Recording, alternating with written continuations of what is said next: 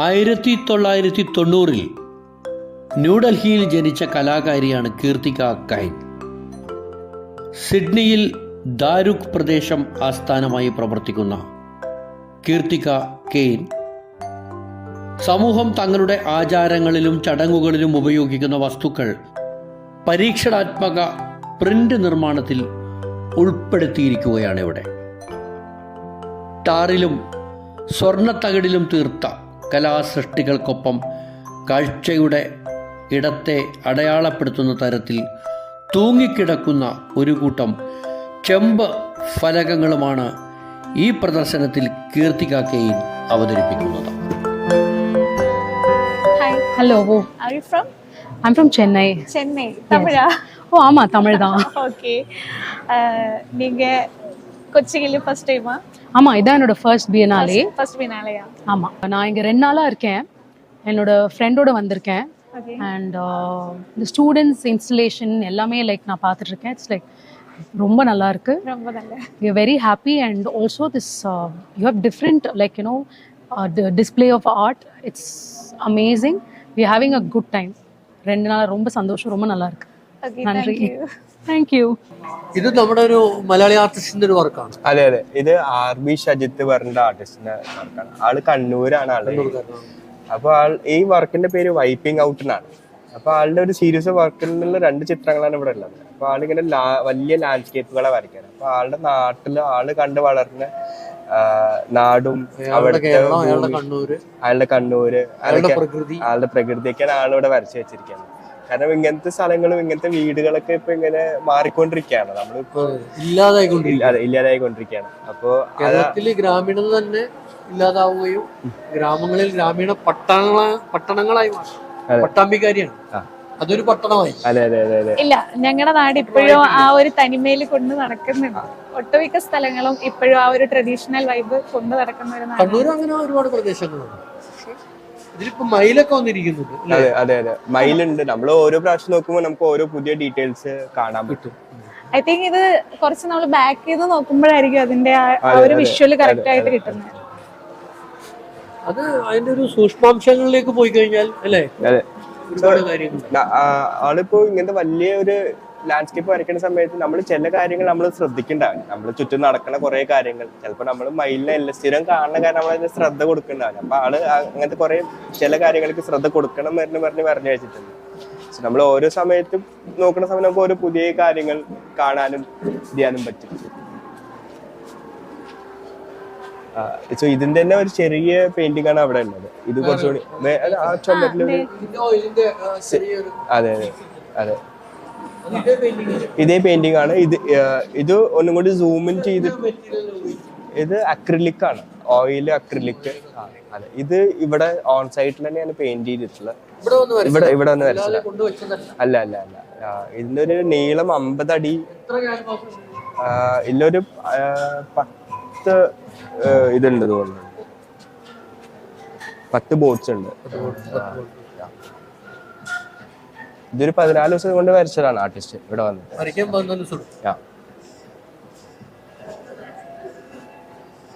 I think ഇതൊരു കാവ്, ആ ഒരു തറവാട്. അതെ അതെ അതെ, കണ്ണൂര് കാവുകൾക്ക് പ്രസിദ്ധമാണല്ലോ. അപ്പൊ അതൊക്കെ ബേസ് ചെയ്തിട്ടാണ് ആള് വരച്ചിട്ടുള്ളത്.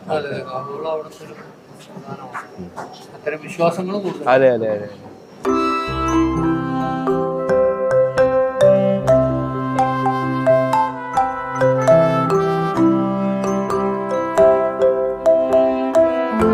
കാലാവസ്ഥയ്ക്കും ഋതുഭേദങ്ങൾക്കും അനുസരിച്ച് തൊഴിലെടുക്കുന്ന കുടിയേറ്റ തൊഴിലാളികളുടെ ജീവിതവും അധ്വാനവുമാണ് ബലിയ സ്വദേശിയായ ബിരേന്ദർ യാദവിന്റെ കലാപ്രവർത്തനത്തിന്റെ കാതലായ വിഷയങ്ങൾ.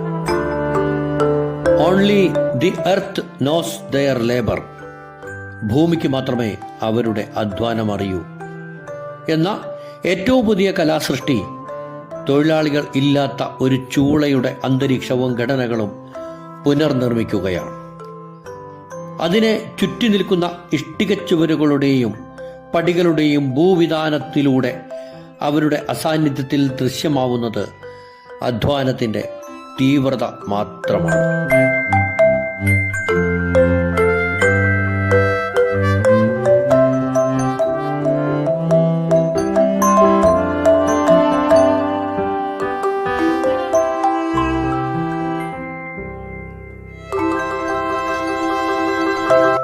ഒരേ രൂപത്തിലുള്ള ഇഷ്ടികകൾ അടുക്കി വച്ചിരിക്കുന്നതും അവയുടെ ബാഹുല്യവും സൂചിപ്പിക്കുന്നത് നവംബർ മുതൽ ജൂൺ വരെയുള്ള മാസങ്ങളിൽ ആ തൊഴിലാളികൾ നേരിടുന്ന തുടർച്ചയായ കഠിനാധ്വാനത്തിൻ്റെ സമ്മർദ്ദത്തെയാണ്.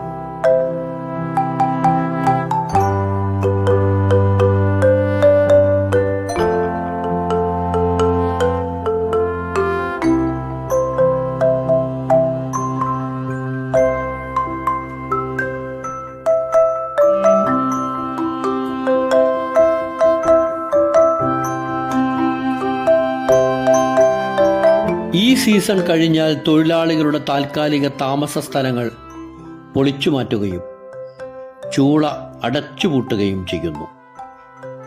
ഈ ഇടം സൃഷ്ടിച്ചവരുടെ അഭാവത്തിൽ അവിടുത്തെ അന്തരീക്ഷമാകെ ഇരുൾ കനത്ത പോലെയാകുന്നു.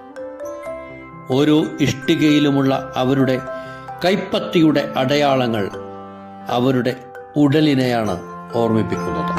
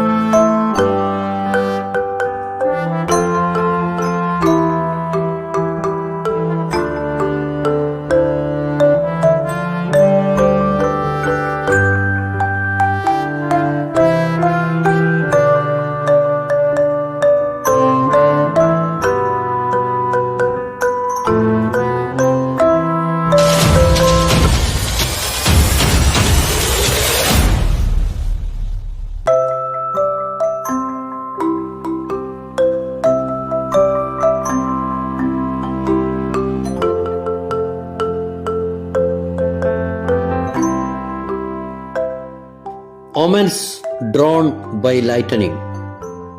കൊച്ചി, കൊളംബോ, സിംഗപ്പൂർ തുറമുഖങ്ങളുടെ പ്രതിധ്വനിയുള്ള ഇൻസ്റ്റലേഷനുകളുടെയും പെർഫോമൻസുകളുടെയും ഭാഗമാണ്. വ്യാപാരത്തിന്റെയും യാത്രയുടെയും ഓർമ്മകളുടെയും കേന്ദ്രങ്ങളായ ഈ സമുദ്രാന്തര താരാപഥത്തിലെ ഓരോ തുറമുഖത്തെയും നിരീക്ഷിക്കുന്ന ഈ സൃഷ്ടി നഷ്ടം, പ്രതിരോധം, പുനരുജ്ജീവനം എന്നീ സാമൂഹ്യവും സാംസ്കാരികവും പാരിസ്ഥിതികവുമായ ചരിത്രങ്ങളിൽ വേരൂന്നിയതാണ്.